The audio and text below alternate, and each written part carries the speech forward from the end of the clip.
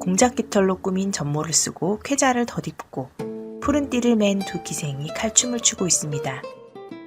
둘의 치마와 저고리 색이 달라 춤이 더욱 현란하게 보이는데요. 왼쪽 기생은 오른발을 들었고 오른쪽 기생은 왼발 뒤꿈치를 들어 동세가 펄떡이고 있습니다. 오른쪽 여인이 왼손으로 잡은 칼을 겨드랑이 사이로 찔러 두 칼끝을 나란히 한 아슬아슬한 순간 칼끝뿐 아니라 입고 있는 쾌자도 같이 펄럭이고 있어 금속과 천자락이 강약의 조화를 이루고 있네요. 여인의 치마끝이 살짝 묶여있는 것이 보이시나요?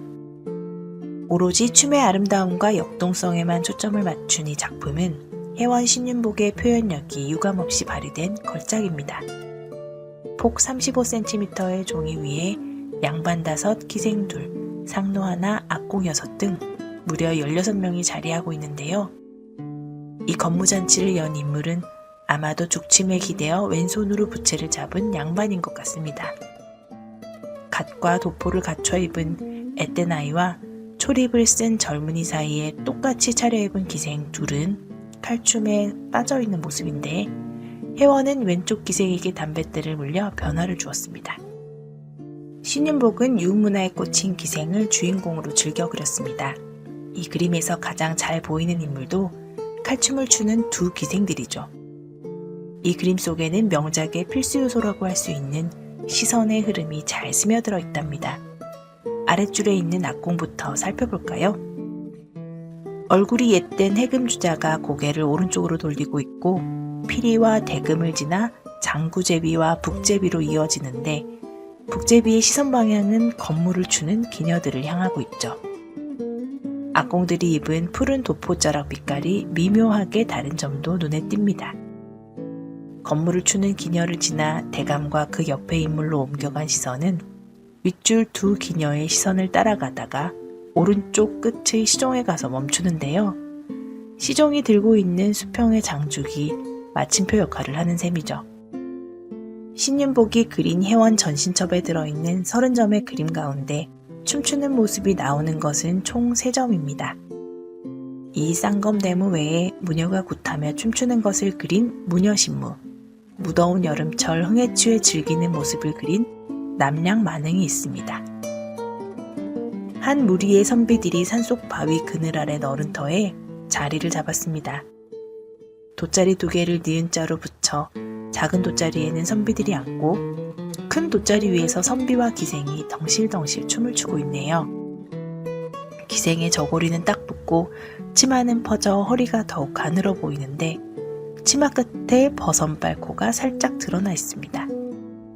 배를 약간 내민 듯한 기녀의 춤사위는 나풀거리는 치맛자락에서 일어나고 선비의 춤사위는 너른 도포 소매자락에서 휘날립니다. 이 당시 춤판은 규모와 주최 측의 신분에 따라 악공의 숫자가 달랐답니다.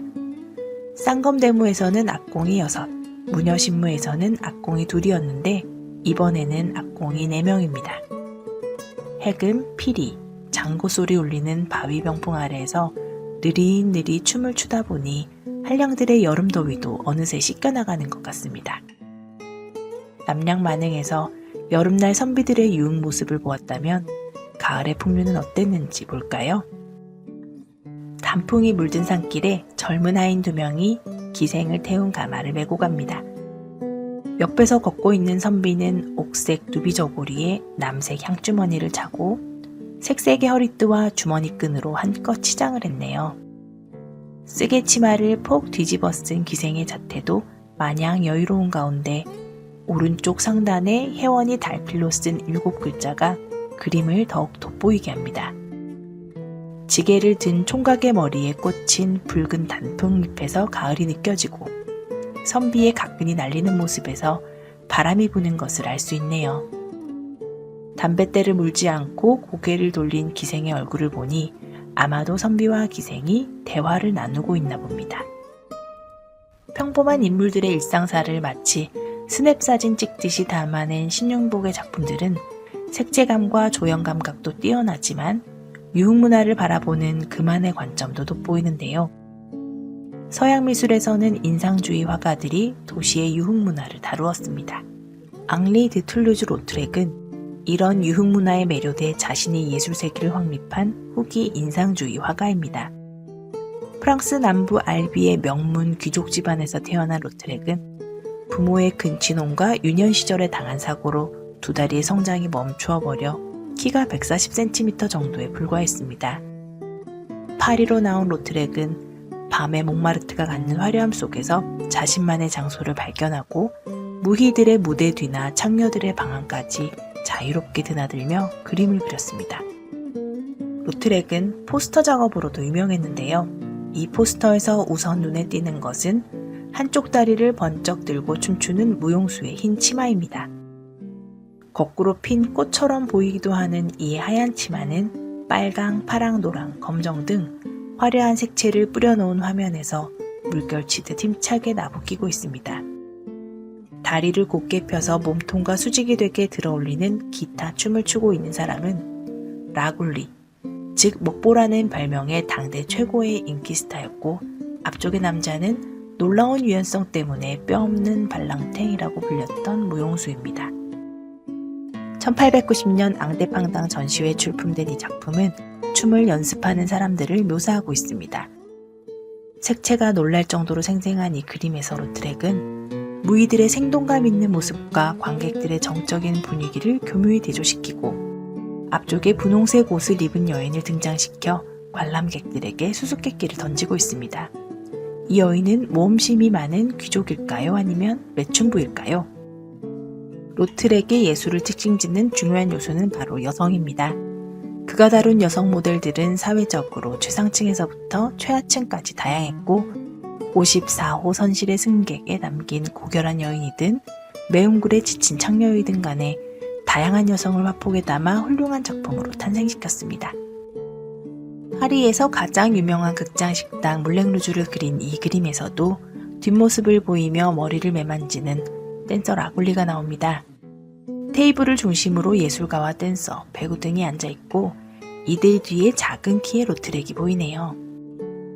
이 그림에서 가장 눈에 띄는 건 오른쪽 끝의 여인인데요. 조명을 위로 비춘 얼굴 때문에 가면을 쓴 것처럼 보이는 이 사람은 영국 무용가 메이 밀턴입니다. 밀턴의 검정색 옷은 가운데 앉은 두 인물의 검정색 옷으로 연결되고 그 뒤에 로트렉과 그의 사촌으로 이어지는 사선구도로 그려져 있습니다. 그런데 왼쪽 난간이나 가운데 유백색 테이블은 약간 위에서 내려다보는 시점인데 오른쪽 여자의 얼굴은 아래에서 위로 치켜보는 시점으로 그린 점이 특이하죠. 화려한 물랭루주에서 유흥을 즐기고 있는데도 어쩐지 즐거워 보이지 않고 인물들의 표정도 굳어있는 것은 유흥문화의 화려함 속에 감춰진 허망함을 보았던 로트렉의 냉소적인 시각을 보여주는 것 아닐까요? 70여 년의 시차를 두고 조선의 한양과 프랑스의 파리라는 다른 공간에서 각기 다른 예술세계를 그려낸 신윤복과 로트렉. 신윤복이 풍자와 해악을 통해 당대의 유흥문화를 그렸다면 로트렉은 다소 냉소적으로 밤의 빛을 그려냈는데요. 두 화가의 탐미주의가 피워낸 진한 향기를 맡아보시죠.